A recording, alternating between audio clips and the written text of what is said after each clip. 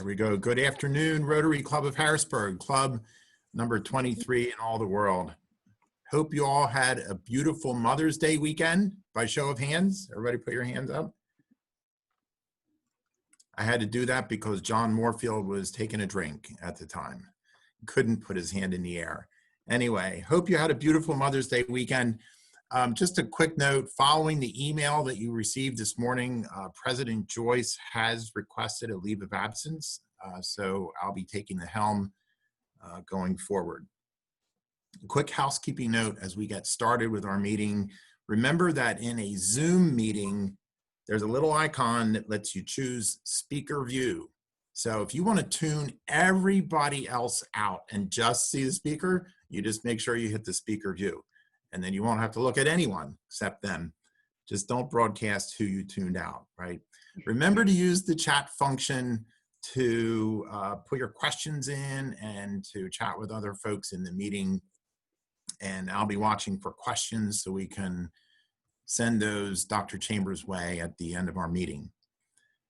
Steve Swartz, where are you at with our invocation? Okay, I found this prayer related to the coronavirus online, and I've adapted it a bit for our meeting today. So let's pray. Our Heavenly Father, thank you that we can join together today. Be with those who are unable to join us. We ask that you be with us in this turbulent time in our city, country, and world. Be with those who are sick with the coronavirus, as well as those with other medical issues who may be limited in their ability to seek care right now. May they be able to receive the care they need to regain their strength and health. Heal us from our fear and differences which prevent us from working together, and neighbors from helping one another. Help us with our pride, which may lead us to claim invulnerability to a disease that knows no borders. Heavenly Father, stay by our side in this time of uncertainty and sorrow. Be with those who have died from the virus. May they be at rest with you in your eternal peace. Be with the families of those who are sick or have died. As they worry and grieve, defend them from illness and despair. May they know your peace. Be with the doctors, nurses, researchers, and medical professionals who seek to heal and help those affected and who put themselves at risk in the process. May they know your protection and peace. Be with those out of work and struggling to get by. Be with those on the street or struggling to feed their family. Be with those whose long-term employment may be damaged by the economic effects of this outbreak. May they know your peace. Be with the leaders of our region, our state, our country, and the leaders of all nations. Give them foresight to act with charity and true concern for the well-being of the people they are meant to serve. Give them the wisdom to invest in long-term solutions that will help prepare for or prevent future outbreaks. May they know your peace as they work together to achieve it on earth. Finally, show each of us in our Rotary Club as a whole how we can be beacons of hope and light as we endure and mourn, persist and prepare. In the place of anxiety, give us your peace. Amen. Thank you, Steve. And now, America the Beautiful. Oh, beautiful for spacious skies, for amber waves of grain, for purple mountains, majesties above the fruited plains. America, America, God shed his grace on thee and crowned thy good with brotherhood from sea to shining sea. Would you join me in the Pledge of Allegiance? I pledge allegiance to the United States of America and to the republic for which it stands, one nation, under God, indivisible, with liberty and justice for all. 3 quick announcements for you, just 3. Big thank you to Andy Rebuck for taking notes and minutes. Remember the 4-way test while you're doing that, Andy? And we'll all be thankful for that. A great big thank you and a shout out to our corporate members. We so appreciate all of their support. Means so much to us and the communities and the community that we serve. And I just want to do a special shout out to Capital BlueCross for making it possible to have quality speakers too, just like the speaker that we have lined up for today's program. This week's lunch money is being donated to Bethesda Mission. And just remember that if lunch money is not included in your dues, you can actually bounce right out to BethesdaMission.org, click on the donate button, and make a donation directly there yourself. So John Judson sent us a note just the other day saying that it's time to plant flowers at the Peace Garden. And all that he told us was that it's on Friday this week. He didn't tell us what time it was. So if you'd like to plant flowers, we just really need 2, 3, or maybe 4 people to help out. Dr. Judson's contact information is there, so give him a shout, send him an email, and just ask how you can arrive there to help plant flowers. I actually think I see, David Morrison, Anne-Marie Judson, is that Jeff Gelberd in there? So if you'd like your picture on the next flower planting picture there, just get in touch with Dr. Judson. I want to take a few minutes this morning to just walk through exactly again how our Rotary Foundation works, and so many good things that happen. And Adeline, I think we have a video to play there, don't we?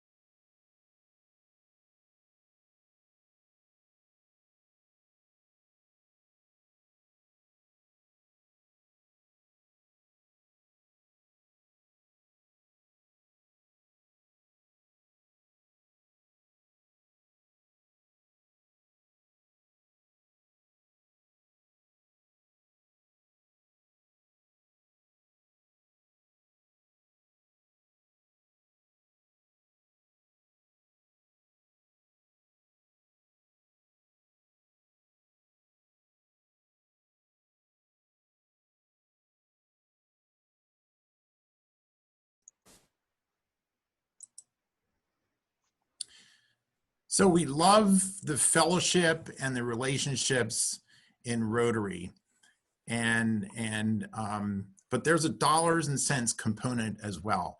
And if there is any secret sauce in Rotary, it's probably how the dollars work. And so the chart here really says it all. When you send a donation to the Rotary Foundation, and that's you right up there in the top left-hand corner, more than 1 million Rotarians around the world all send their donations to the Rotary Foundation. And then there's other organizations that get involved as well, because we're not the only folks who believe in the mission of Rotary.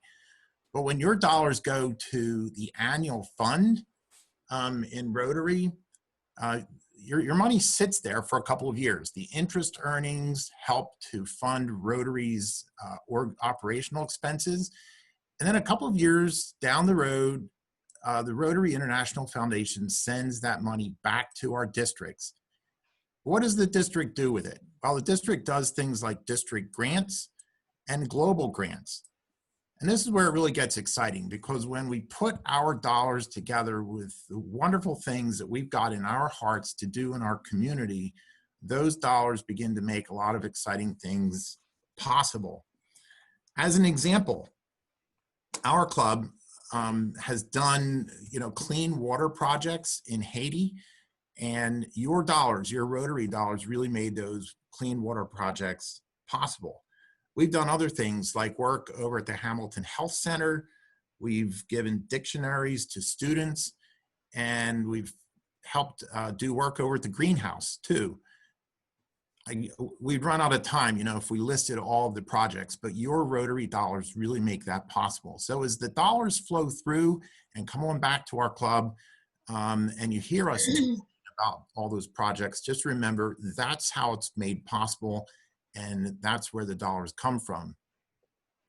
So I'm going to clear my drawings off the screen, I think, and just again use that as a reminder to make your contribution to the Rotary Foundation.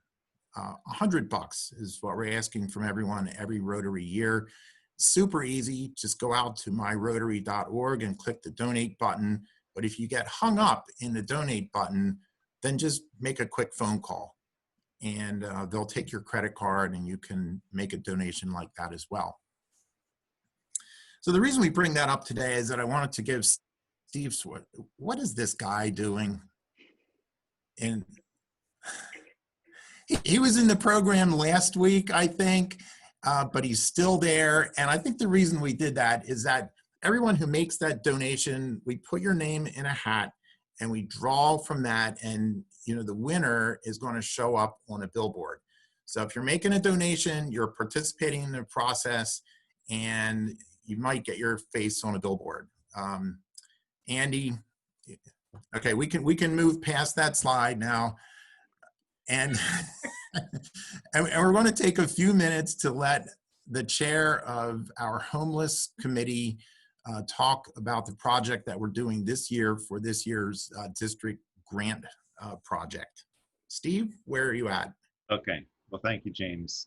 You know, as someone who's worked in the homeless outreach arena here in Harrisburg in one way or another for 30 years, I'm very thankful for the Rotary Club of Harrisburg's support of homelessness outreach efforts over many, many years, especially these past 10 years or so. In many ways, we've been involved in providing volunteers each winter for 2 different winter walk-in shelters, one for men and one for women. This past winter, our club continued to support these shelters.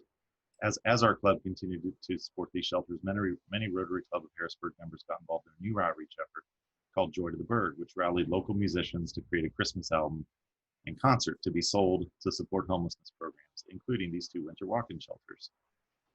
Last year, James and Karen Good and their band, The Goods, had a song on the album, as did Lori and Ted Reese's band, No Last Call. This year, discussion was had that led to the Rotary Club of Harrisburg officially partnering in Joy to the Burg 2020.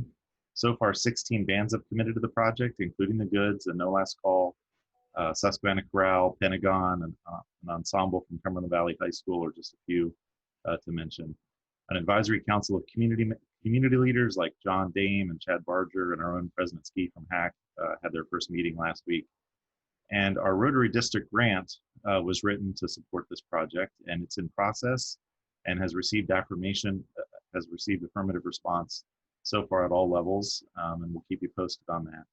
The grant will help fund album production costs, as well as specific expenses related to running these 2 winter shelters and other programming at Susquehanna Harbor Safe Haven this winter. So we'll keep you posted as the project develops, and especially as there will be opportunities to get involved as volunteers later in the year as we head towards the winter. So thank you so much for your support.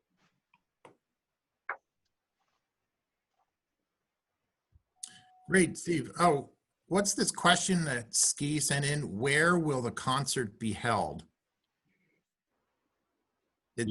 Since Ski asked the question, I will give you 3 guesses as to the answer, but the concert will be held at the Rose Lerman Arts Center on December 13th. Lord willing, with the virus outbreak, we're hoping that everything will be able to help with the concert. December 13th at HAC's Rose Lerman Arts Center. As we did last year, it's the most amazing concert facility on the East Coast. So just want you to be aware of that.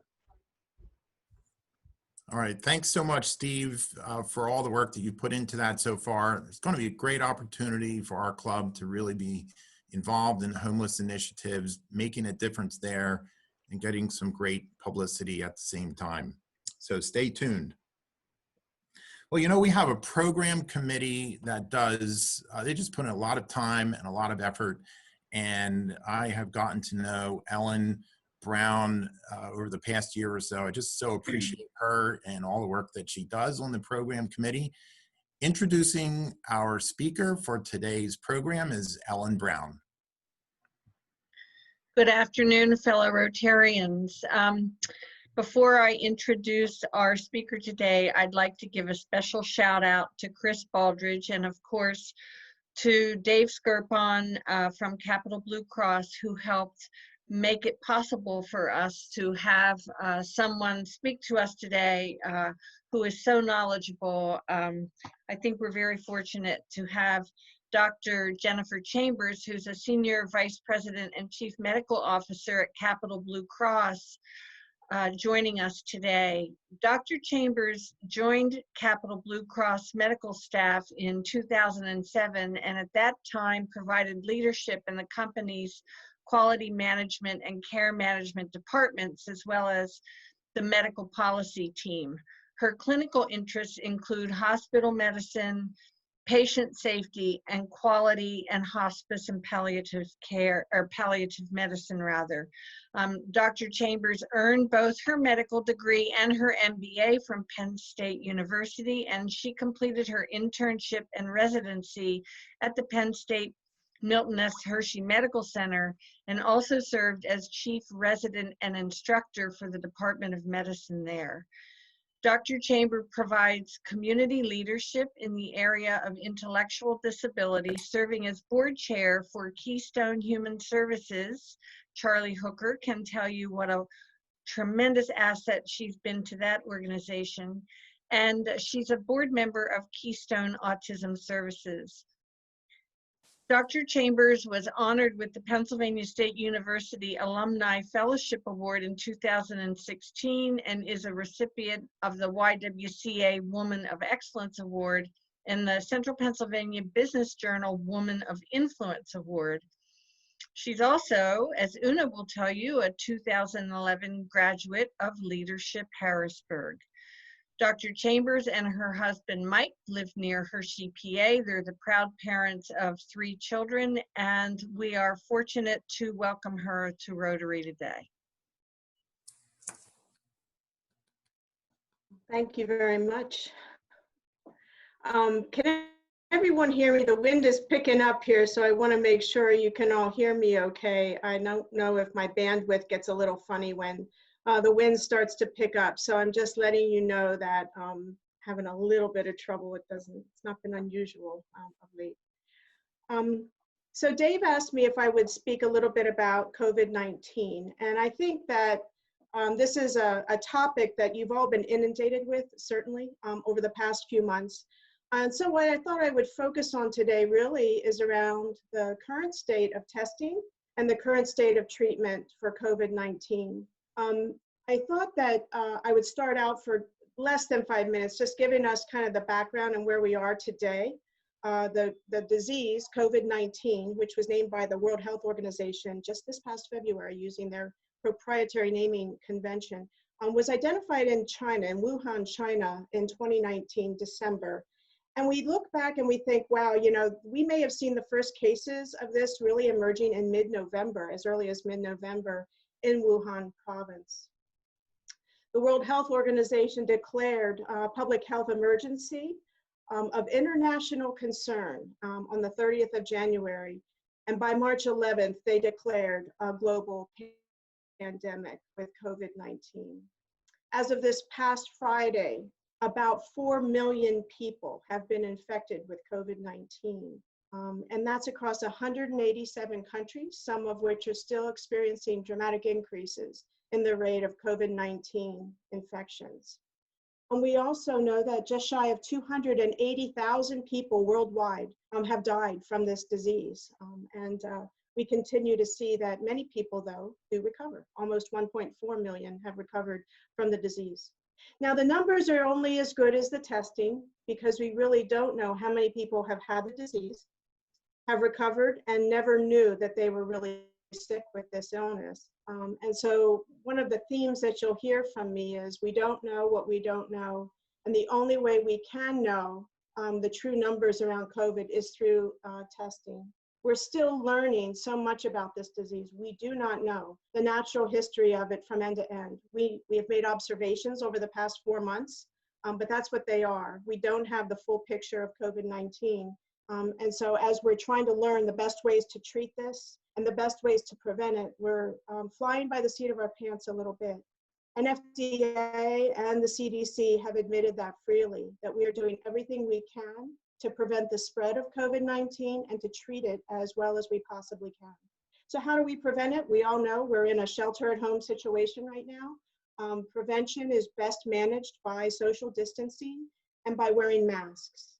And the mask that I wear would only be protecting you from my infection if I am, and your mask would be protecting me likewise. Healthcare workers are wearing specialized masks that are highly protective for catching the virus from someone that's infected. And they're called N95 masks. They're reserved right now for first responders and medical professionals that are treating individuals with COVID-19. It's spread through droplets from the saliva, from the nose with sneezing. We know that those are called fomites, and they can land on any surface near a person that's infected, which is why we're really recommending that distancing aspect, as well as a lot of disinfectant and keeping your hands off your face, which is harder to do than you realize until you start really focusing on that. So not touching your eyes, your nose, or your mouth has really been important. Cough and shortness of breath are the primary symptoms that start, along with fever, and the fevers can be quite high.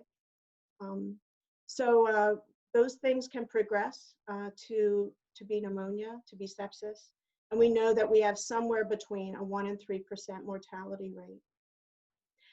Treatment is primarily supportive, and that just means that whatever a person needs to help them through that particular episode, we're going to provide. If they can't breathe on their own, we put them on a ventilator. If they require medicine to control fevers, we give them that medicine. And we are finding now that more people are requiring kidney dialysis as a result of this infection. And so ICUs, particularly in Philadelphia, we've heard from some of our colleagues there, they're running out of dialysis machines before they're running out of ventilators, quite frankly. We're also seeing other complications that we didn't expect. Congestive heart failure or heart damage is happening at a higher rate than we originally realized. And we don't know if that's going to be a long-term problem for those folks or if the heart will recover. We're hoping that it'll recover. But again, since we don't know the natural history of COVID yet, we don't know how that'll turn out. We don't know if the kidneys will return to normal function once a person has been put on dialysis. And the other thing that we're seeing more and more are seizures and other neurologic conditions associated with COVID-19 infections. The treatment for COVID-19 right now, in addition to supportive care, is limited to one medication that the FDA has provided emergency use authorization for. And it's a drug called remdesivir. And it's a broad spectrum antiviral. It's given by Bain, by IV. And we had a study actually stopped by Dr. Fauci to say this is working too well to allow people to receive placebo in this clinical trial. And everyone should have access to remdesivir who are ill in the hospital with COVID-19. It is the only medication so far to have shown benefit for this disease. We had some early indications that a drug called hydroxychloroquine or Plaquenil could have helped. It is a drug that treats malaria and autoimmune diseases like lupus or rheumatoid arthritis. We saw a lot of hoarding of that medication because people thought that was going to be the answer. And in fact, the study out of VA, just within the past 2 weeks, they said, stop using hydroxychloroquine. It is hurting people more than helping them. They're dying from cardiac arrest more frequently than people who weren't being treated at all. And so, unfortunately, we were hoping this was going to be another form of treatment we could offer, but it is not. And the only drug right now that shows any benefit is remdesivir. So how do we test for COVID-19? That's the big question right now, right? Everybody's asking, what am I supposed to do to know if I'm sick with COVID-19? And what am I supposed to know in the future if I'm protected from it? So there's two tests that are out there. One that tests for virus in general, and one that tests for antibody or the immune response related to having the infection. Let's start with the virus itself.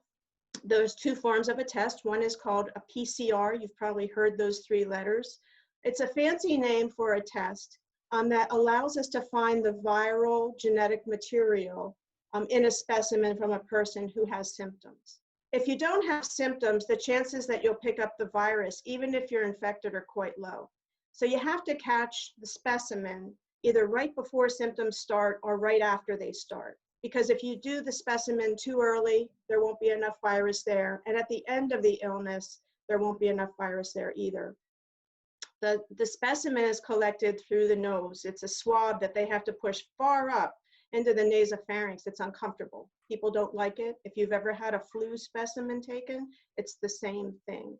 And so the test is actually the gold standard. It's very, very good, but it's only as good as the specimen that's given to the lab to provide the test on.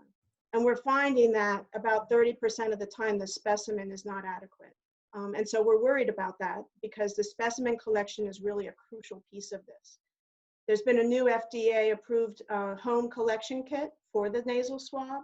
It's only been approved for healthcare workers and first responders because it is so difficult and uncomfortable.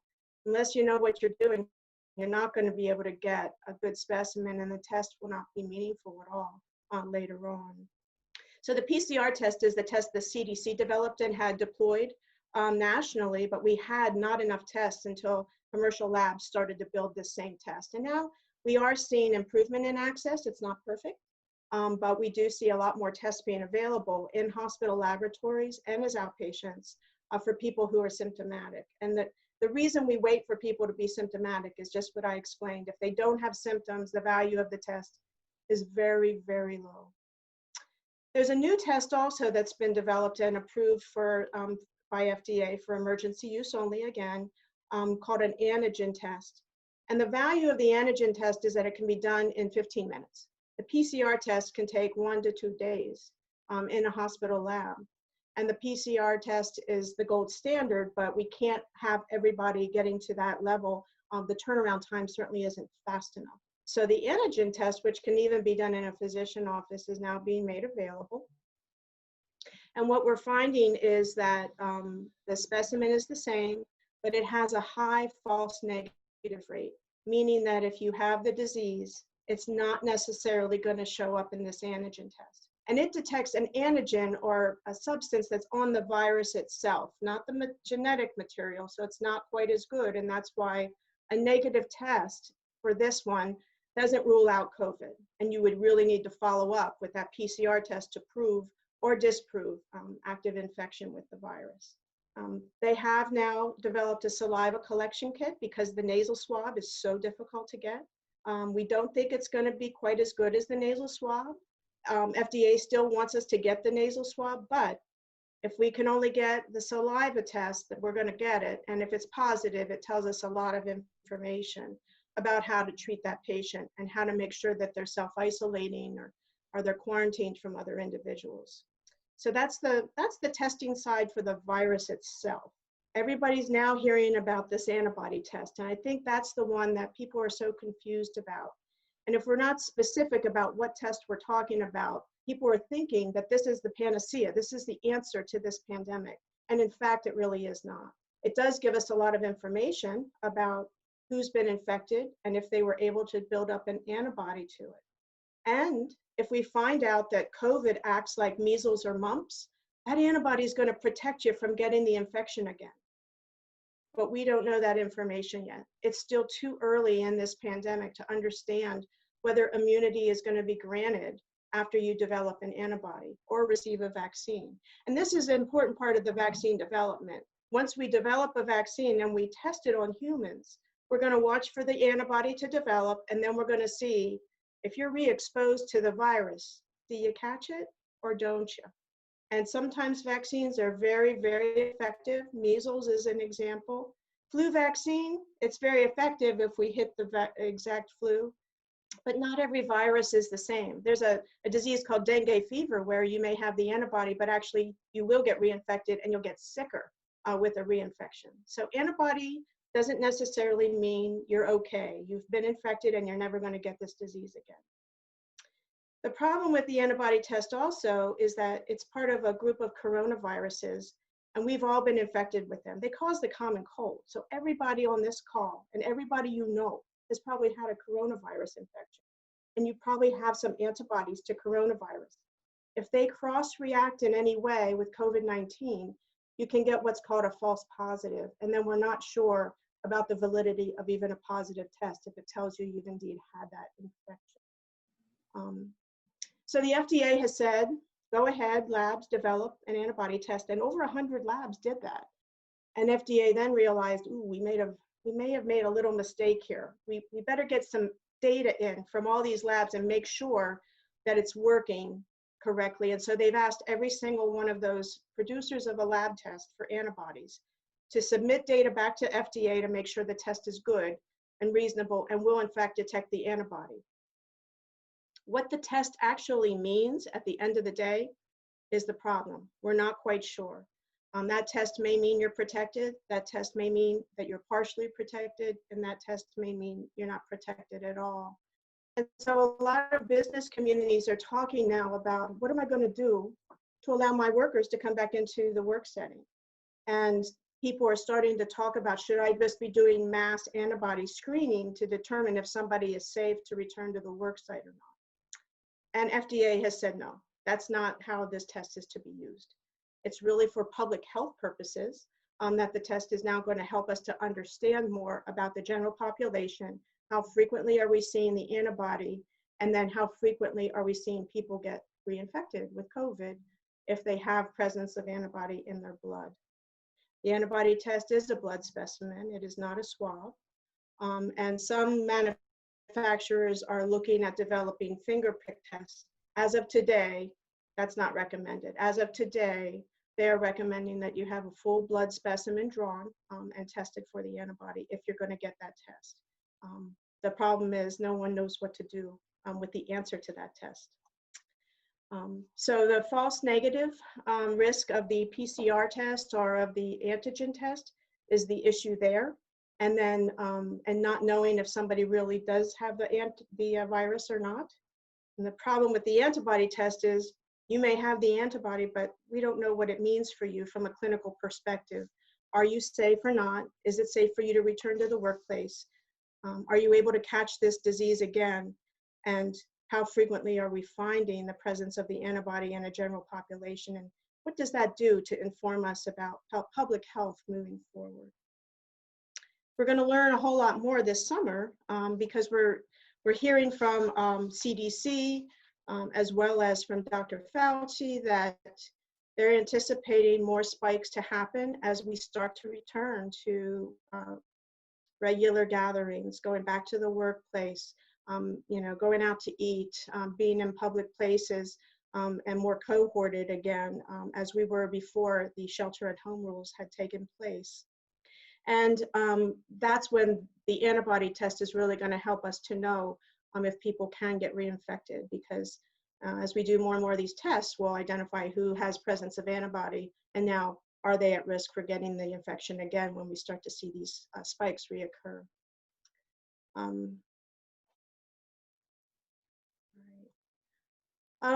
Also, I wanted to mention that we are worried about false positives as well as false negatives when it comes to the antibody test. Again, if there is cross-reactivity, even with a positive specimen, it may mean that you're actually immune to a common cold or have an antibody from a common cold and not necessarily from COVID-19. And so lab development, test development on an ongoing basis is going to be really crucial for us to understand from a public health perspective what we need to do moving forward as it relates to COVID. The numbers in the US are starting to flatten out. That's a good sign. We're starting to see some easing of stay-at-home restrictions. And we just need to follow the data and understand what's happening after people start to relax those rules to see if we need to be acting differently. So that is what I planned for today. I left time for some questions. I think I even beat the 5-minute mark that I was going to be given. So that was really all I wanted to focus on today, was to give some clarity around the testing, because that does seem to be the biggest area where I get a lot of questions of late. So I'll end the talk there and see if there's any questions. We do have a few questions coming in, and let's everybody just give Dr. Chambers a round of applause for that great presentation. So I'll I'll just kind of back up and start taking the questions as they came in. Here's one from Dr. Judson. How many of the Pennsylvania cases and deaths came from nursing homes? I don't have those data on top of my head right now, but at this time, we're seeing most of the cases coming out of nursing homes. I think that earlier on, we were seeing people of any age, less children than we're starting to see now, but more middle-aged folks. Clearly, older folks in hospital are at greater risk to be really, really sick and to need those ICU interventions like a ventilator and kidney dialysis. And so, of course, the numbers are going to be skewed toward nursing home residents because they are at the greatest risk. They have the chronic diseases that put them at greater risk, and those are heart disease, congestive heart failure, hypertension, and diabetes. And then any form of lung disease, of course, if you get a pulmonary infection, if you have lung disease, is going to put you at greater risk. The type of findings that we have, though, when we do see nursing home residents get really sick with this, is that we see whiteout of the lungs, meaning that the lungs just get completely filled with this inflammatory process. And despite a ventilator, we can ventilate someone, but we can't get oxygen through the lungs and into the blood. And that seems to be one of the biggest issues that we're seeing. Yeah. Thank you. So I don't have the data. I'll try and get a research for you. Again, we're only as good as the testing statistics, but Sure. we are seeing more nursing home residents in ICUs right now. Yeah. Wow, the questions are rolling in here. Here's another question. I know the answers. That's right. Well, you're allowed to say you don't know. That's okay. So we're a great group of people, we think, right? So this came from Jillian Byerly. What would you have to say to those who are unwilling to comply with stay-at-home and other advice, as well as county commissioners urging businesses to resume in spite of the Oh government? man, Yeah. Well, I think we all read the governor's order that there's a lot of risk in defying what the governor has indicated is the appropriate thing to do for counties that are still in red. And so that is the law of our land right now, and the enforcement that they are going to be deploying, I think, is appropriate. The big picture is that this is a public health emergency. Everyone's at risk who had, I, for example, am a person living with high blood pressure and diabetes. I exercise, I eat right, I do all the right things. It doesn't matter. The fact that I carry those diagnoses puts me at greater risk for this disease. And so I am very careful to follow all of the rules. I think it is important. It is bending the curve. We are starting to see the impact of just good social distancing behaviors and avoidance of large crowds. What I can't really speak to is, I get it, the economic impact it's unbelievable. It is decimating our economy. And so we have to find the right balance there. And hopefully we're going to get some answers to some of the questions I've indicated. If we start to find out that antibodies in the blood are protective, we suddenly have a lot more information to work with. Now we have a test that says you're safe. You're safe to go back into work because you're not going to transmit the virus and you're not going to catch the virus. And that's what's most important. But the fact is that we're still learning so very much about the natural history of this disease. One of my jobs at Capital Blue Cross is in population health management. And so I'm very curious to know what's going to be the long-term impact for congestive heart failure. We have a lot of young people who have been critically ill and have now heart damage. Is it temporary? Is it permanent? Are we going to have a generation of people living with chronic illness, kidney disease, et cetera, as a result of having this severe infection? The other thing we're starting to see is something, a massive inflammatory response for children. Certain children are getting really, really sick and dying from COVID-19, whereas other kids are just getting a fever, some aches, and they're better, So we're trying to understand what is it about the children that have become so critically ill that really predispose them to that very bad complication.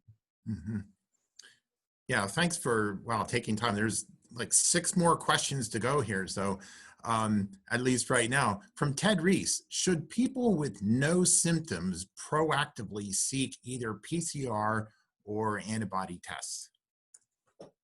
So the answer is, if you've never had any symptoms of COVID-19, then the benefit of getting a PCR test is very, very low. The virus has to be in a quantity adequate enough to be captured on a specimen, that swab that we put way up there, in order to identify it in a subsequent PCR test. And that has the best sensitivity. If it's positive, it'll be positive if there's enough virus there to capture it, or if the specimen was correctly collected. So there is no benefit to testing someone for the virus if they are completely asymptomatic. And even if they've been exposed to someone, as you know, they're being asked to self-isolate to see if they develop symptoms. Because a negative test in that scenario, no symptoms, doesn't mean anything. It doesn't mean you can't have caught it and you're going to get ready to be symptomatic. It just means that there's not enough virus in the nasopharynx, or you don't have the disease, and no one would know how to interpret it. On the antibody side, the only benefit there is to determine if you were exposed and had a completely asymptomatic course with COVID. If you had no symptoms ever, you want to see if the antibodies are there. There's no harm, but it does not give you any more information in terms of, am I safe to go back into a public setting? Am I immune from catching this again? So those are, the antibody test in general is primarily for research and public health purposes right now. It doesn't provide any guidance. In fact, I think the FDA language is, this test should not be used in isolation to confirm or exclude the presence of COVID-19, nor should it be used to direct any plans of care. And so a lot of people go, why would I get this test? Well, it does have some benefit from a public health perspective. If you have the antibody and in 6 months you come down with COVID, that tells us a little bit about how well it works to protect you or provide immunity. I hope that answered the question. Mm-hmm. From John Moorfield, why do you think the results in the US are fundamentally different than other nations? So it's hard to know right now because we don't have all of the different viral studies of the coronavirus itself. The interesting thing about coronaviruses, as you can imagine, just because this emerged from bats, is it tends to mutate, has a really long strand of RNA in it, longer than a lot of other viruses, which gives us a lot more opportunities for the virus to mutate.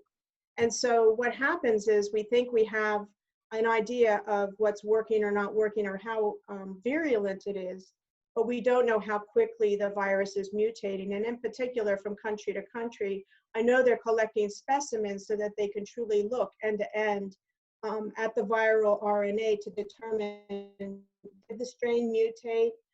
Did it become more virulent in certain countries? And we want to understand why. Why did it happen in Italy so badly? So many people died in Italy. And we're not sure exactly why that is. There's a lot of hypotheses, but we don't know for sure. But the interesting thing about coronavirus is it does mutate, and it travels from animal to human, and then from human to human. Everything that we've seen happen in the past 5 months is the result at some level of viral mutation. And this is a good virus at doing just that. Mm-hmm. Thank you. Yeah, I think we maybe have time for like 2 more questions here, and then we'll wrap it up. What do you recommend, this from Lori Reese, what do you recommend we have in our home health kit to treat symptoms? So the first question is, should I use ibuprofen or Tylenol, which is one of the big things that came out early, that maybe using an anti-inflammatory made people sicker. There is no data to support that. Using ibuprofen or medication to decrease fever is actually okay. And I just read that this weekend to verify it. There's nothing new that's come out. So an antipyretic like ibuprofen or Tylenol would be perfectly fine. I would recommend you keep hand sanitizer, of course, at home. Really, what we really need to know is if somebody gets short of breath, they shouldn't be at home. They should be in the hospital. Mm-hmm. So we don't want people who are not sick enough to be in hospital to go, which is why there's a lot more virtual care happening. And if I can look at you and see how you're breathing on the video, I can generally get an idea of how short of breath you are and whether I think we need to move you to a different setting. We try not to do that as much as possible if someone doesn't need to be in hospital, because it just puts everybody at increased risk. The whole purpose of home testing, as a matter of fact, is just that too. We're trying to keep people out of cohorts from getting their blood drawn or getting the nasal swabs done in group settings. Even if everybody's protected and just rolling down their window, it's because the risk of transmission increases in those situations. So as much as we can maintain people that aren't that sick in the home setting, the better. And the more that we can make sure that people who do need hospital get there, because the course can change pretty quickly. And we want to make sure they're in the right setting to receive the right care. But I would say just make sure you have fluids, make sure you have antipyretics, and drugs like ibuprofen that help with body aches, because that's another common symptom. Thank you. Thank you. Last question. There's actually two in one here. This is from Debbie Abel. Will nursing home staff spread the virus to the general community? And will we ever be able to identify the asymptomatic carriers? So I'll hit the second one first, because the only way we're going to be able to identify asymptomatic carriers is by subsequent antibody testing, or if we start to see a cohort of people around that individual become ill with COVID-19. And that's why they're trying to do a lot more of those population studies and contact analysis. We don't know how many people truly are completely asymptomatic, but you wouldn't necessarily think of it. Before now, you wouldn't even think of it if you had a little fever and some body aches. You'd say, I have the whatever that's going around. But now it may mean something very different. So that's why this public health concern about let's get an idea of population immunity, something we call herd immunity, to understand what our risk is moving forward. And in terms of nursing home, so people that work in nursing home, healthcare providers, have a lot of advice on how to manage when they get home. And sometimes they're staying in hotels or other settings right there in the hospital in some cases. I have a sister who's a nurse and two nephews that are nurses and a niece that's a nurse. And one of my nephews works in a nursing home. He comes home. They have a special bag for his scrubs. He gets right into the shower. The scrubs go right into the laundry and are washed immediately. And he uses full PPE when he's at work. But because they're all asymptomatic at this point, they're just watching very closely. He's not exhibited any symptoms, but a lot of people that's what they're doing. They're just making extra sure that they're not bringing anything into the house by stripping down before they walk into the house, putting things right into the washer, using disinfectant, laundry detergent like Lysol disinfectant. There is a special laundry additive, and then making sure that if there's any symptoms, they completely self-isolate. So that's really what's been happening. It's always a risk. It's always a risk when any one person who may not know they're infective goes out and interacts with another person. That's the devil of this darn virus. It's hard to manage that way. You can only imagine what people went through during the times of the Black Plague, right? They had no idea what was causing that.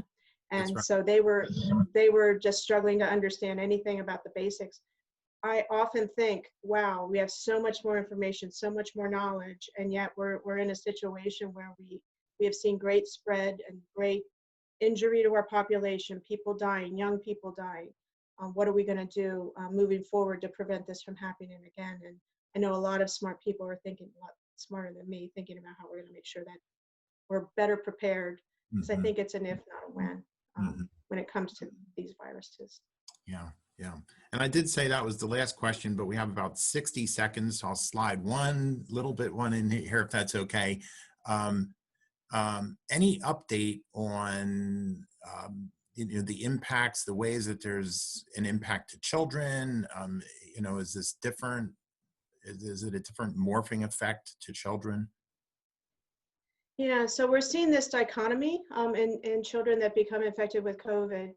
And up until very recently, we thought children in general have a much lower risk associated with COVID-19, except for children that have chronic disease, chronic lung disease, heart disease, etc. They tended to have the same risks for a more aggressive infection as adults with those similar conditions. And kids, we just saw them they got sick, they got feverish, they got achy, and they got better. Now we're starting to see a cohort of kids that develop a much more serious form of the disease with no predisposing factors. And we're trying to understand that quickly. Those cohorts are just now being identified. But there is something else that, like I said, we got to learn more about this virus. There's something else about those children that we just simply don't understand, or there's something else about the virus that infected them. So yeah, we see this dichotomy. Some kids get better and quickly, and some kids get really, really, really sick, and we just don't know why yet. But we're studying it carefully. Yeah, yeah. Thanks so much again, Dr. Chambers from Capital BlueCross. Everybody give her a hand. We so appreciate the wealth of just expertise that you brought to our program here today. And Rotary Club, you guys are great too as well. We're going to be sending a copy of the book that we always like our speakers to autograph, and Dr. Chambers has said she would autograph and send that back. Just a reminder, you know, we record our meetings, our virtual meetings, and we'll be turning those into social media posts. So go out and check your Facebook and LinkedIn feeds and like and share the meetings as well. Reminder as well, we have virtual meetings through at least the end of June, and everyone understands, I think we're a little bit up in the air. Somebody's shaking their head. So I probably said something wrong right there. And Ellen is madly typing, and in about 5 seconds, I bet her message is going to show up here to me. Okay, Ellen, you're letting me hang. I wasn't madly typing to you. Oh, you weren't? Okay. All right, so we're going to be doing virtual meetings at least to the end of June. I thought I was getting a message there, so apologize for putting you on the spot. But stay tuned. We'll keep you posted as we go forward. Our program committee, again, hard at work. And if you got an idea about a program that you'd like to see, make sure you get in touch with John Moorfield, Ellen Brown, Ted Reese, or Ski, or Mary Oliveira as well.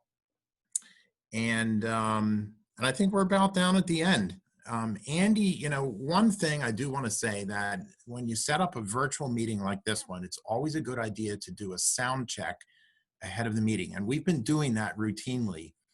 So what we wanted to do is to offer a brand new fundraiser.